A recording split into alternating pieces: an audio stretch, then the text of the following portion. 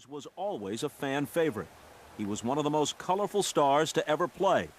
But beyond his talent and style, there was Mays's feel for the game and his high baseball IQ. People always used to talk about your sense of the game, how you would call pitches from center field. You'd position the infielders and the other outfielders. You just had a sense of the game. The rule that we had when I played, this one hand, it go left or right. Anytime that hand move, you got to move. That's the only rule we ever had in the outfield. Now, if you didn't see that, you didn't play the next day. Very simple. You had the power to bench a guy the next day, regardless of what Alvin Dark or Herman Franks or whoever was the manager said? I ran the field, you know, and I said to Herman, you run the bench, I'll run the field.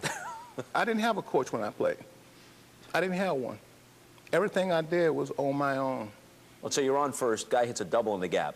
You're rounding second base. The third base coach is looking at you. He doesn't do anything? I don't look at him. That's not my problem. I look at the guy that got the ball. If a ball is in the gap and the guy having to bobble it, I'm the scorer. Mays's baseball instincts were almost always right. Almost always. Just ask Willie about his friend, the late Ken Boyer, the Cardinals' MVP third baseman. I hit a triple, and we're playing in San Francisco, and he came over to me, and he says, step off the bag, Willie, and let me, you know, straighten it out. Fool like me stepped off the bag, and he tagged me out. Yeah. Willie Mays got caught by the hidden ball trick? I did, and I cussed him all kinds. I called him all kinds of names. I think that's what happened. He's such a good friend of mine. I didn't think he would ever lie to me, you know. In a golden era of baseball greats, Willie Mays was the biggest star of all. There were the great catches, like Game 1 of the '54 World Series at the Polo Grounds. Cleveland's Vic Wertz at the plate. There's a long drive way back in center field, way back, it is gone. And this one on a Saturday game of the week late in his career when Mays jumped over Bobby Bonds to make this catch. But it wasn't just the catches or the daring base running or even the 660 home runs that separated Mays from the others. It was playing stickball with the neighborhood kids in the New York streets before a game.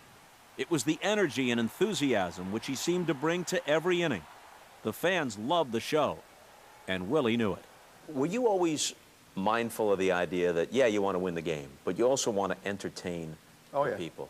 If a fly ball was coming up, and I know I got this ball without any problem, if you slip, the first thing people gonna holler, ooh, ow, all that kind of junk. And so you'd slip on purpose? Oh, yeah, you just do that. Would you get a cap? They always said you get a cap that wasn't really the right size, so it would fly off. Somebody told you that. Yeah. When I'm running, if I did this, the cap is on the ground all the time. You have to entertain people, and that's what I wanted to do all the time. Whether it was the flying cap, his trademark basket catch, or some other facet of his unique style, Mays's appeal went beyond hardcore baseball fans. On a team of stars, he was always the big attraction when the Giants came to town. And in the 1960s, he even had a short television career. I remember as a kid, you would show up on some of these television shows, and it didn't make any sense, but all of a sudden, there'd be Willie Mays like at Donna Reed's house. Yeah.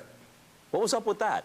When I needed money, I'm telling you, see, you guys are laughing. This is the way I made money. When I needed money, there was an owner. His name was Tony Owen. Was Donna Reed's husband, but he was the producer of the show, like this kind of show. Right. So I said to Tony, I need to make $10,000, man. He said, I can't give you $10,000. He said, but I tell you what I'm gonna do.